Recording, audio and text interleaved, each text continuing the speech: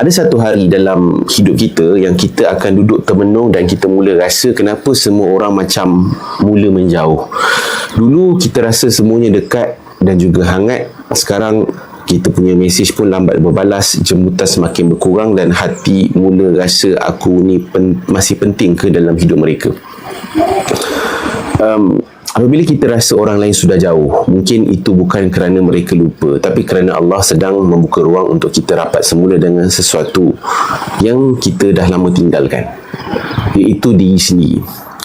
Dan of course Allah Subhanahu Wa Taala. Hubungan manusia adalah perkara paling indah dan juga paling rumit. Kita rasa ada orang akan kekal dengan kita selamanya, namun tiba-tiba mereka akan pergi. Bukan marah ataupun kecewa, cuma perlahan-lahan menghilang. So most of the time bila kita ni ada banyak interaksi dengan manusia, kita telah kehilangan masa kita dengan siapa? Dengan diri sendiri. So duduk dengan diri sendiri adalah satu terapi, adalah satu keadaan yang sebenarnya boleh buatkan kita ni dapat reset semula kita punya social battery. Sebab terlalu expose dengan manusia.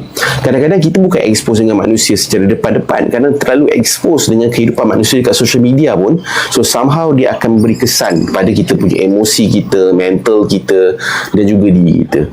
Sebab itulah antara perkara yang saya kongsikan dalam bab ni adalah, kalaulah kita nampak macam manusia seakan-akan macam semakin menjauh dengan kita, tak berapa mungkin nak berkawan, ataupun mereka masing-masing ni ada keluarga masing-masing, ada anak-anak masing-masing, ada struggle dan ujian masing-masing. Jadi somehow bukan kita nak pandang itu sebagai satu tanda orang benci kita ataupun orang ni teruk tak nak berkawan dengan kita, tapi kita nak ubah perspektif dengan manusia-manusia yang mungkin masing-masing ada komitmen dan juga tanggungjawab masing-masing, memberi ruang untuk kita duduk dengan diri sendiri yang telah lama kita tinggalkan, yang telah lama kita abaikan, yang mungkin kita dah lama tak bertanya khabar pada diri kita sendiri, kan?